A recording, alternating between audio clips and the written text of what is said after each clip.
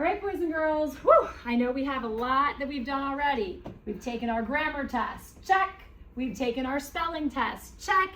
And now we're on to the big guy. We're on to our progress monitoring test, okay?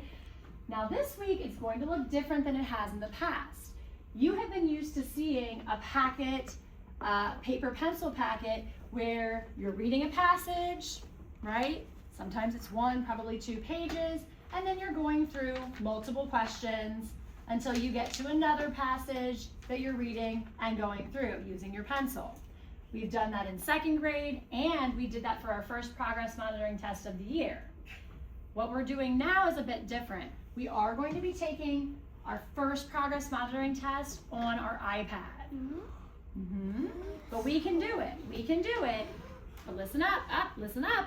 We have to make sure that we follow step-by-step directions, because while the questions and what you're expected to do with reading and answering will be the same as paper and pencil, it is going to look different, okay? So as long as we're paying attention and we're listening to the directions, we will be just fine.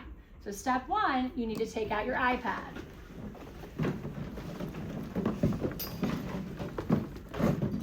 Today, well actually, every day, I was going to say you don't need headphones, but today especially, I am able to read the passage to you, like we did with our first unit assessment or our first progress monitoring assessment of the year. This one as well is going to be allowed to be read aloud by me.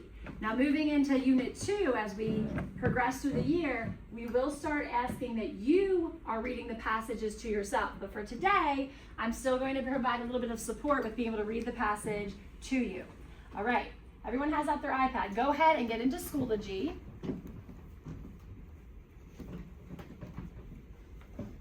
And I'm noticing that some of you were in a different course, Mrs. Culver's course from earlier. So if you need to double swipe out of Schoology, do so.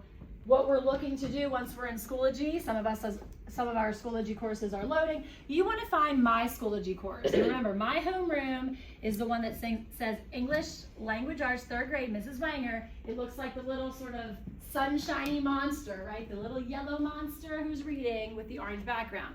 Go ahead and press on my course now. Don't do anything once you're in. Just make sure you're in my course. As I walk around, I'm noticing a lot of people are in my course.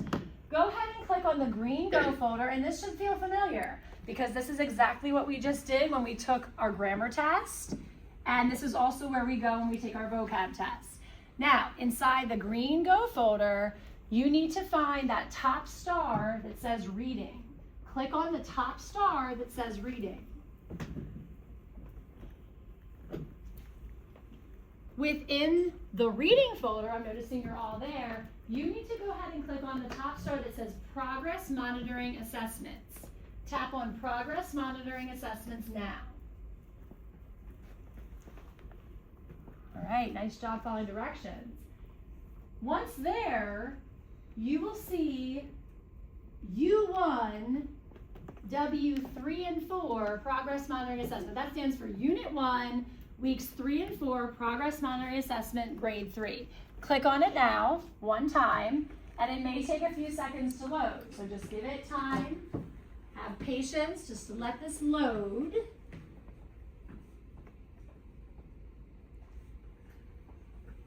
I'm noticing. Once it loads, you will see something familiar. You will notice something. And go ahead and put your iPads down. Those who are propping them up or holding them, we need to place them down. And I'm noticing that everybody, it looks like, is on the correct page. And it will say sort of ready with your name. It'll ask, are you ready for this? You got this. Who is not on the page that says sort of ready, set, go, you got this? Okay, then what we're going to do is we're going to hit the green or the blue get started button. Press that one time now. And we're not clicking on anything else. Noticing that everyone looks like is where they belong. Now this is something that looks very different than what we've seen before, right? At the top, you notice instruction A. I'm just going to borrow this if you don't mind. Thank you. And let's take a look. There we go. So this is what we mean by at the top. The top left, we see instruction A, and then we see this little blurb that says, read each passage and choose the best answer to each question. Now that is not what we're familiar with seeing, right? When I give you a progress monitoring assessment, eyes up here, this is what you're used to seeing. The very first page, you're noticing the first passage, and the directions are at the top that say, read the passage, the ship of the desert, and then answer numbers 1 through 6. That looks a bit different, but go ahead and click on the blue next button one time. Ah, there we go. Yes, honey? Okay. All right, everyone's there. Now this, my friends, is where things look very, very different. Very different than before. So we should not be pressing anything. We are all at the correct spot. And again, do you mind, Gwen, if I borrow your iPad? Thank you. So boys and girls, I need your eyes up here. Again, no hands on iPad at this point. It's going to be a little glary. If I could do this. Okay. Question 1 is at the top. And the biggest difference between what we're used to and our iPad is that right here, we see the ship of the desert. Let me zoom in just a little bit, okay? And so friends, take a look. The ship of the desert, ta-da, the ship of the desert. The passage, again, is identical to what is on the screen. But instead of paper pencil, instead of a paper packet, notice where it is. And notice the directions. Read the passage and answer the following question. And we'll talk about this right here in a moment. Take a look. This is how we get through the passage on our iPad. Notice what I'm doing. What's the word? Starts with an S that I'm doing so that I can see and read the entire passage. Alea? Scrolling. Excellent. I'm scrolling. Now, friends, I've heard from some other classes of teachers who maybe gave the assessment already that their friends, their boys and girls, didn't scroll. Okay? And so it's really, really important. Today's a little easier since I'm sort of guiding you through. But especially as we move through the year and you're taking these more independently, if we only read a teeny tiny chunk of text and we have not read the entire passage, are we going to understand how to answer the questions? No. Right. So notice again, as we read, we are going to have to scroll through to get to the very bottom. Now, what question is right here on the right side of the screen? Especially if we're using the top part to help guide us. TJ? I'm going to stop you there. I don't need you to read it. What number question is this? Yeah, number 1. Now friends, I'm going to go ahead and give this back to Gwen and I'm going to show you something. Have we ever seen question 1 when we first get our test? No. No, of course not. So if your eyes are up here, we know we're familiar with this from last year and earlier this year. We're reading the entire passage, and it's only after we've read the passage, and in our class we reread the passage, it's only then that we're actually looking at question 1. So this is very different. I know that some students might be tempted to just go, okay, question 1's right there. I'm just going to read question 1. I'm going to start tapping. Would that be a good choice? No. No, because again, while you can see it if you choose to look at it, that is not where our focus should be right now. Our focus needs to be on the left side where we're actually reading and understanding the passage before we worry about anything related to question 1. So yes, it is there, but no, we're not going to look at it right now, okay? So what we're going to do instead is we are going to follow along, and you have a choice today. Moving forward, the only choice you're going to have is to be reading it on your iPad. But for today, we can either follow along with my finger up on the screen while we read the Ship of the Desert, or you may look on your iPad, which is right in front of you. Again, it's the same exact text. It is your choice. Alea? Oh, the line reader. Alea, thanks for mentioning that. May I use yours as an example? Thank you for reminding us of a feature that I wasn't even going to say. Let me see if I can get this. Boys and girls. You notice up here, it's a feature. If I unclick it, it says nothing is on the screen. But if I click it and Alea has found it, it is a line reader.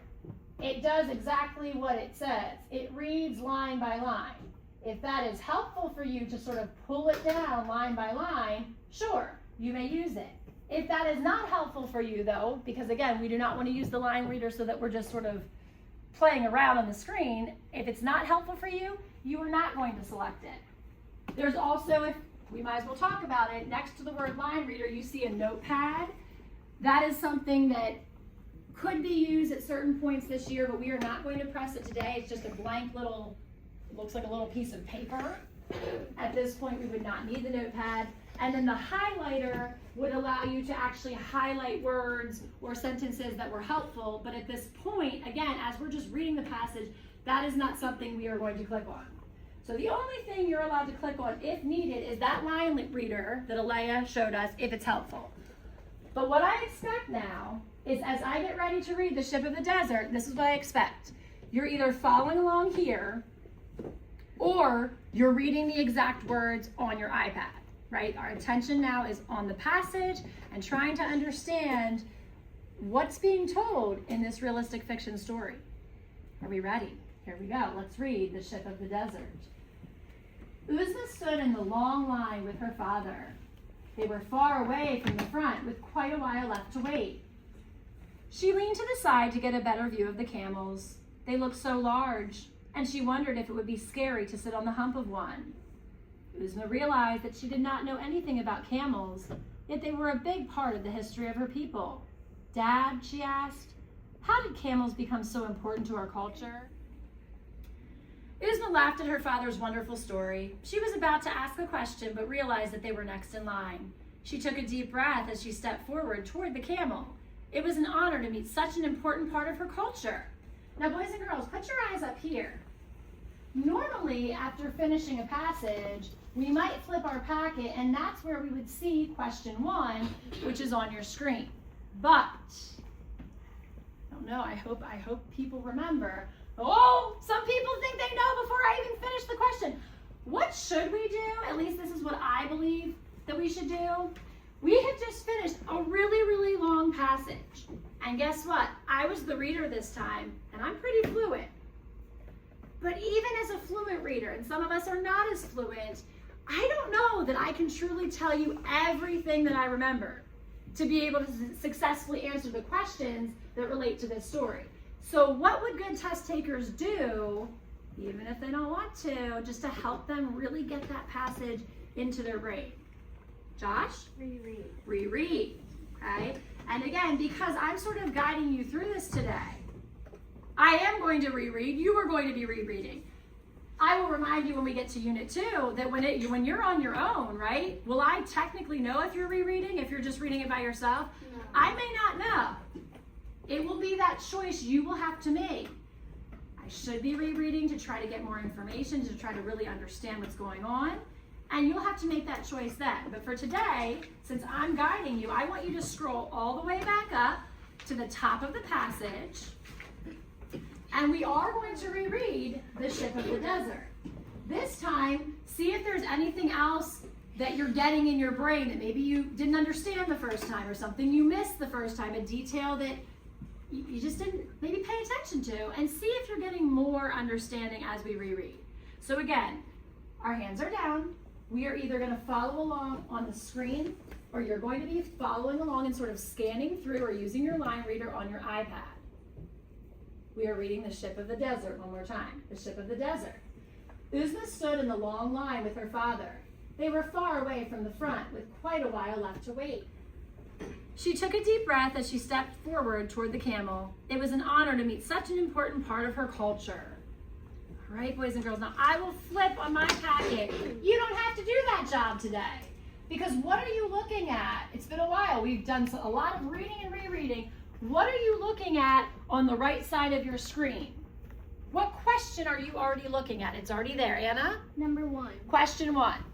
So I want you to take a look. Our hand is down. At question 1.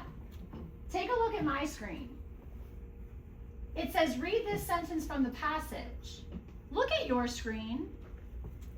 what is the very first sentence that your screen says for question 1, Kelsey? Read the sentence from the passage. So is the question on my paper the same question on your iPad? Yes. It absolutely is. So again, just like the passage was the same on the screen or on the iPad, the question is the same too. It's just located in a different position. So we are going to read that now. Read this sentence from the passage. The man was returning to his family from far away, but the hot sun and the heavy load he lugged made the journey difficult, from paragraph 5. What is the meaning of lugged as it is used in this sentence? Now, I don't know about you, but I'm not even looking at my options yet. Do you know why? There's a reason that I'm not immediately reading all 4 options. Does anyone know why I'm not immediately reading all 4 options? Clyde? You're going to reread paragraph 5. Oh, well, that's one thought, since it did cite paragraph 5, but not even that. Not even doing that yet. Kai? Use context, please. Oh, you're giving a strategy. We don't want to give too many strategies since it's a test, but let me tell you why. The reason I'm not looking at my options is, I'll be honest with you, this was a pretty long question for me, and I'm not even sure if I understand what the question asked.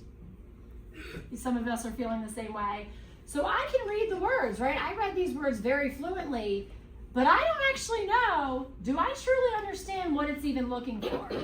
And so if I'm not sure what the question is even asking, can I answer it? No. No. So just like we reread the passage, I always, as a test taker, I always reread the question at least one time and really think about, what is this question saying and what is this question asking me? Okay, so I'm going to do that. Read this sentence from the passage. And this is the sentence from the passage. The man was returning to his family from far away, but the hot sun and the heavy load he lugged made the journey difficult, from paragraph 5. What is the meaning of lugged as it is used in this sentence? What is the meaning of lugged? Okay. And so I now know, this is one of those vocab or context clues or meaning questions. We're looking at a word and trying to figure out the meaning. And now I can look at my options. A, paid for. B, searched for. C, carried along. D, thought about. What is the meaning of lugged as it is used right here in that paragraph, in that sentence? Paid for, searched for, carried along, or thought about. And you need to go ahead and do a strategy that helps you figure out the meaning of lugged, and whether that's rereading on your screen or using one of the skills we learned in class to figure out, how do I take one word and understand the meaning? You're going to go ahead and do that. And Kai, if it helps you to look back at paragraph 5 like you mentioned, go for it. But your job now is to read and reread the question and the answer options. And friends, you are only tapping one answer. Okay, I'm noticing a lot of people have locked in their answer. Some people are looking back. When you have one bubble tapped, you are going to go ahead on the bottom right, just like we do with vocab grammar, you are going to hit the blue next button. Go ahead and hit the blue next button. And it takes us to question 2. Take a look up at my screen. Eyes forward. Question 2 is here on the screen, and it's exactly what you're looking at on your screen. So on paper, it's underneath question 1. On your screen, it's now just the next slide, and it's next to the passage. All right, so boys and girls, we've just completed question 3. You have all hit the screen to the next, and you are looking at question 4. Wow, what a difference between my paper packet and what is on your screen. In fact, I'm going to borrow an iPad, and again, I don't want your hands on your screen yet. I'm just going to take Gwen's because she's right here. And this is what you're seeing. Take a look up here. Eyes up here. Let me get this a little bit. There we go. Look at what we're seeing for question 4. What is this right here? I don't see a question. I'm used to seeing something on this side and then the question on the right. I'm not seeing the same look as the other 3 questions. What do you think we're looking at right here? The passes the ship of the desert. Very good. Friends, we are looking at the ship of the desert. Now, We don't want to make a mistake and think, oh, this is just a random screen. I'm just gonna hit next, right? Because I could, if I wanted to, I could just be like, I don't know what this is. I'm just gonna hit next. And guess what that would mean for us? It would mean that we skipped question 4. We don't want to do that. So this question looks a bit different, and it's as simple as this. We're going to scroll through the passage. Uh-oh. If I keep scrolling, look what happens. What do I see at the very bottom of the screen, Braylon? A question. I see the question. So if this ever happens when we're taking the test on the iPad, it's not a mistake. The question is there. It's just in a different location. So I want you to go ahead, if you haven't already, and I want you to scroll until you're looking at the same thing that's on the screen up here, where you find a little box, a little table, and that is what question 4 is. Now, if you're having trouble getting to that, just raise your hand. No one is clicking on anything yet. We're gonna make sure everyone's there. So we scroll up. It won't go. There we go. We just do it one more time. Harper? What is this blue arrow for? The blue arrow, what a great question. The blue arrow, boys and girls, that's sort of jumping around, if you click on it, it actually takes you the whole way to the bottom without having to scroll. So thanks for pointing that out, Harper. If you click on the little blue arrow, it can either take you all the way to the bottom to where the question is, or now that you're at the bottom, if you needed to go back up, you'll notice that the arrow is now facing up. If you clicked on it, it would take you to the top of the screen where you would be able to view the beginning of the passage. Clyde? Why is there questions like right here? Why is there questions like right here? Yeah, the little word that says questions. Yeah. Well, if we clicked on that, it actually would show you all the questions that are on this assessment and sort of the ones that you've done, I believe. Let me just see. Yeah, it shows the ones that you've completed and the ones that you have not completed. Just to help you keep track of, have I completed all the questions? Let's go ahead and just make sure that we're back to, if we've clicked on arrows or we've clicked on anything else, I want us to get that off the screen, and I want it to look like this. It should just look like this. We're at the bottom. And boys and girls, it says click on the bubbles. Ooh, there we go. Click on the bubbles to show how the man in the desert feels based on what he says. Let me think about that. I'm going to reread it to really understand what it's asking. Click on the bubbles to show how the man in the desert feels based on what he says. And then you're going to notice 3 things the man says. Help, that beast wants to harm me. He said that in paragraph 7. The way we're using the table, hope your eyes are up here. Your eyes should be up here so you can see, is you would say, click, is he excited? Click, is he curious? Or click, does he feel scared? Based on this, help, that beast wants to harm me. And take a look at my paper packet. It's very similar, isn't it? It actually is identical. The only difference is when we did this in the past, we had to bubble in with our pencil how the man felt. Today, you're just going to click. So let's go ahead and do that. Help, that beast wants to harm me. Is he excited, curious, or scared? Click on how you think the man is feeling based on that sentence. Let's look at the second one. It says, what kind of animal is this? From paragraph 9. What kind of animal is this? From paragraph 9. Is he excited, curious, or scared? Click on this feeling based on what he said. And finally, now we can make the desert our home, paragraph 19. Now we can make the desert our home. Is he excited, curious, or scared? Okay, when you have finished, I feel like a lot of you, go ahead and sit up, have figured that out pretty quickly. And that's not necessarily something we have to go back and reread the whole passage for, right? Because they're giving you his statements right there in the question. So I feel like everyone has finished that. Go ahead and click next on the bottom. And it's going to take you to question 5. And it looks similar to what we were used to before. Question 5, let me flip on my screen. There is one difference though between anything we've done so far today. It says select 2 ways the man in the desert changes. And again, when you take this next time, I'm not going to be there to go select 2 ways the man in the desert changes. So it will be up to you. It will be your responsibility to really read and think about how many taps do I need? How many answers do I need? See some of you showing me 2.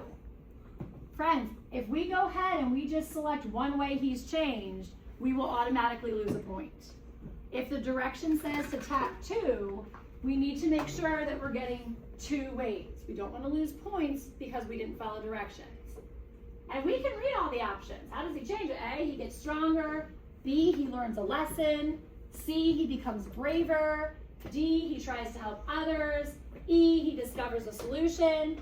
And I don't know about you, but wow, those are a lot of options, aren't they? Yeah. And I'm not so sure. There's some that come to mind, like, I think that could make sense. I don't know if that makes sense. But do I truly understand how he changed 2 ways? I'm not so sure. I wonder what you would do if you were unsure, about this question, how does the man in the desert change? I wonder what we would do. Isabella, what do you think? Reread the passage. We could reread the passage, or we could reread the part of the passage, right, where they talk about the man in the desert. So that would be up to you. If you need to reread to remember and remind yourself how the man changed, and you're going to do that now, using the passage is right on the side of your screen. It's right there.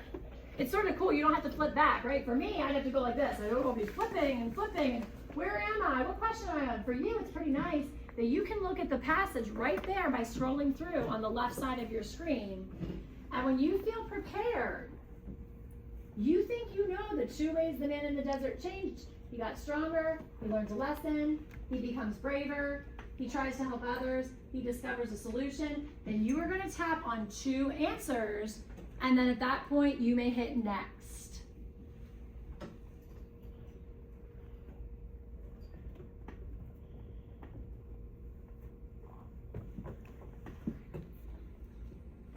All right, boys and girls, this is our final question for our first passage, and then we will be getting into the second passage. But take a look. This actually tells you, and it tells you on your screen if you're looking carefully, it says this question has 2 parts. First, answer part A, then answer part B.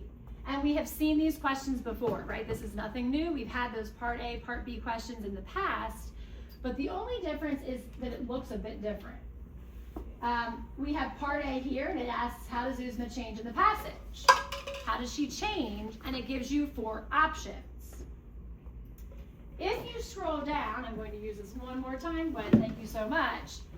This is an example, and we're not answering part A yet. I just want to show you the formatting.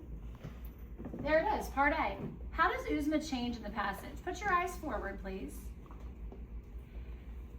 After we get the answer to part A, right?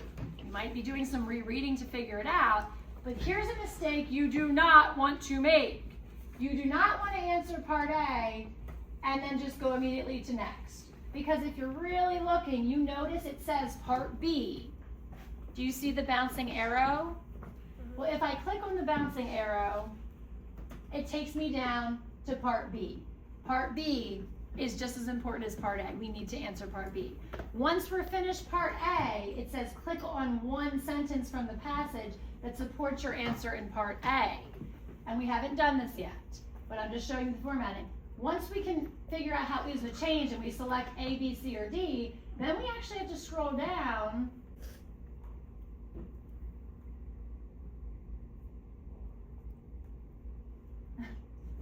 clicked on something and didn't want to do that. I want to make sure it's not clicked because we don't want to act as if I submitted something that I didn't want, right? I accidentally clicked that, and that's why I was sort of playing around with what happened. On one sentence from the passage that supports your answer in part A.